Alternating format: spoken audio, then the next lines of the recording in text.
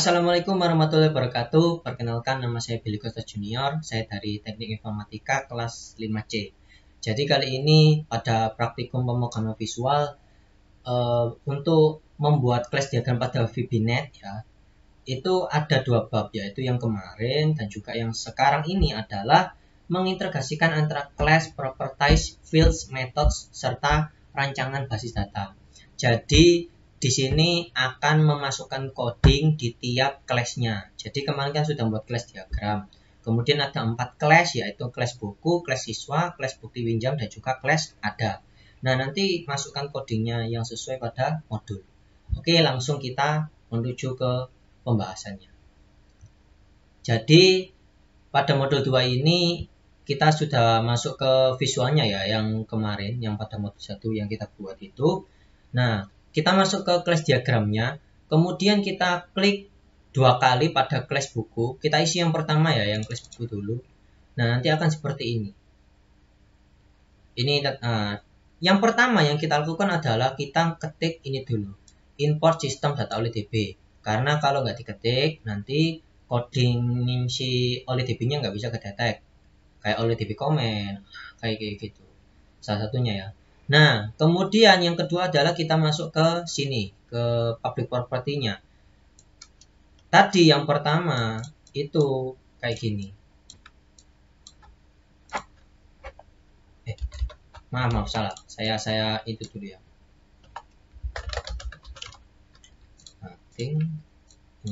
Nah, yang pertama tadi adalah seperti ini. Jadi, kalau kalian pertama kali membuka, akan seperti ini.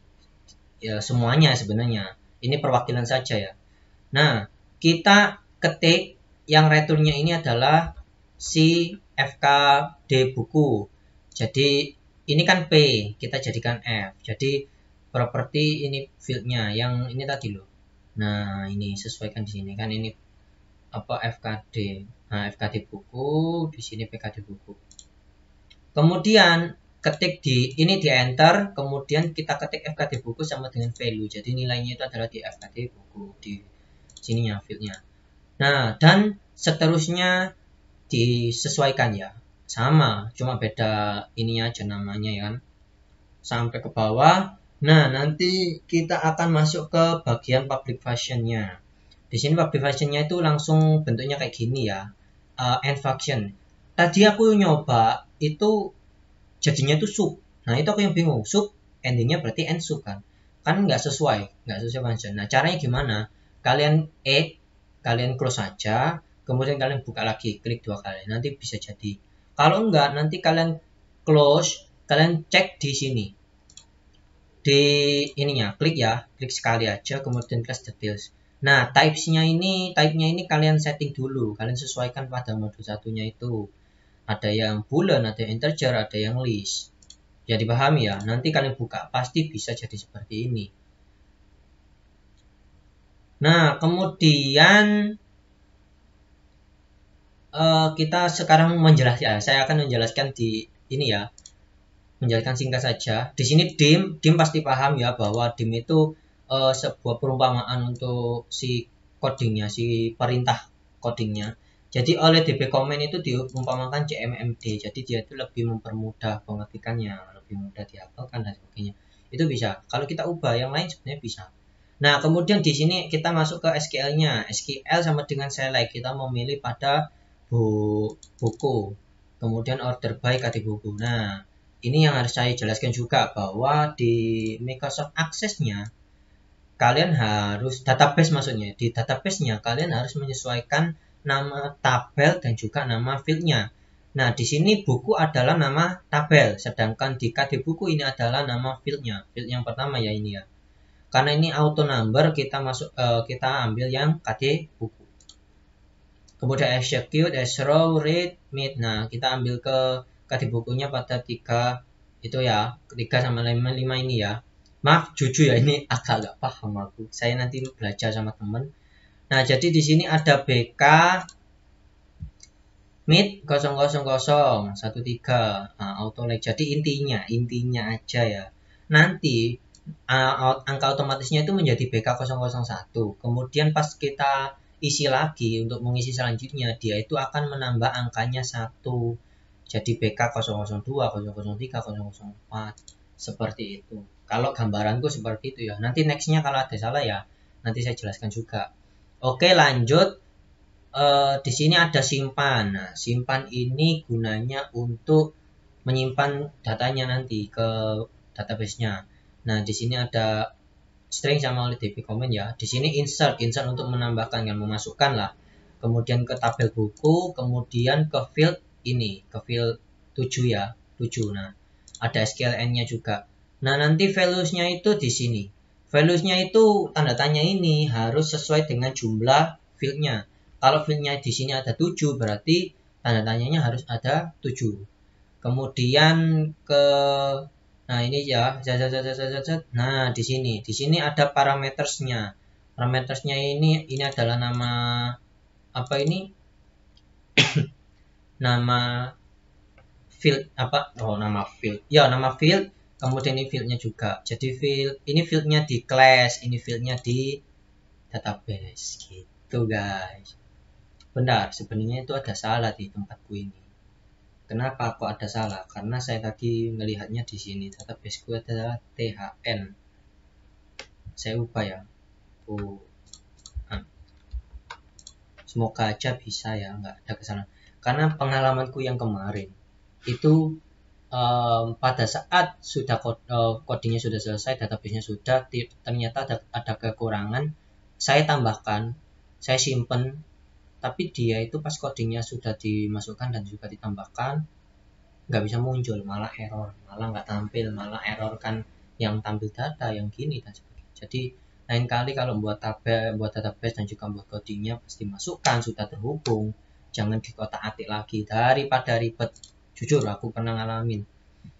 Oke, kita lanjut saja ya ke cari. Nah, carinya ini bulan, kita search pakai oleh DB data reader ya. Tetap kemudian nah di sini kita pilih select ya kan, dari buku di mana akad di buku sama dengan tandanya. Kita ambil field yang pertama ya. Nanti bisa ke lainnya karena di sini ada if-nya. Jadi nanti bisa ke reader ininya juga gitu. Nah, di sini intinya dicari itu kalau nanti dia benar nanti dia akan menemukan true ya kebenarannya. Tapi kalau nanti nggak ketemu nanti dia akan menjadi false. Jadi dia nanti nggak ketemu. Sebenarnya itu bisa ditambahkan sih, kayak kalau nanti nggak ketemu ada notifikasi box itu loh, yang message box cedet data tidak ditemukan sebenarnya gitu. Tapi kita fokus ke codingnya, modulnya ya, di modulnya maksudnya. Oke, lanjut ke ubah ini kita insert lagi, kita masukkan. Kenapa kok insert? Karena kan ubah itu kan kita memasukkan data kemudian kita tempelkan kan gitu, kasarannya kayak gitu kan, kayak nge-replace kan. Jadi mengubah data sebelumnya itu diubah dengan yang baru kan gitu. Insert into buku kan, kemudian ini sama kayak yang simpan tadi, bedanya adalah di tanda tanya, dia itu ada tanda tanyanya. Kemudian ini sama ya, parameter juga. Nah, kemudian yang paling beda di sini adalah function yang tampil data. Ini ada kayak gini. Sebenarnya itu kalau yang list itu dia itu tidak ada kayak nggak ada opsionalnya. Biasanya langsung kayak X judul. Jadi pas di S list dia itu cuma kayak gini, nggak ada opsionalnya, kemudian nggak ada ini. Nah, seingatku loh ya. Tapi tadi pas aku nyoba itu nggak tampil sama sekali. Nah, itu yang buat saya bingung. Nanti caranya gimana biar dia itu bisa tampil seperti ini kan gitu kan ya. Nah, kalian masuk ke sini, kalian klik tadi. Nanti pasti ada. Kalau kalian masih belum ngisi ini, nah list of CS buku pada saat yang kalian buat kelasnya nanti tidak akan tampil, makanya harus diisi dulu. Bisa dipahami ya. Kalau di copy kayak ini bisa nih, ini udah bisa.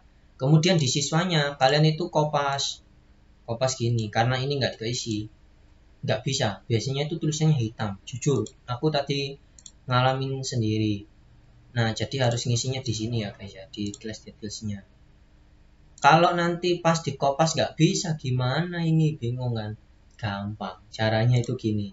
Class details, kalian klik sini. Nah, nanti ada kayak sistem collection genesis ini. Nah, kalian Ctrl C, kalian masukkan. Tadi ada kok yang kayak gitu. Tadi ada kayaknya. Nah, ini loh. Tinggal ngubah class-nya aja. Kemudian ditambahkan optional. Udah. Jadi sama ini ya, nama ini. Nomor BKD karena ini kan field yang pertama. Gitu. Bisa dipahami ya. Segitu. Kemudian, nah di sini ada select from buku where judul. Kita ambil X judul ya. Execute, kemudian bla bla bla bla bla bla bla bla. Oke ya.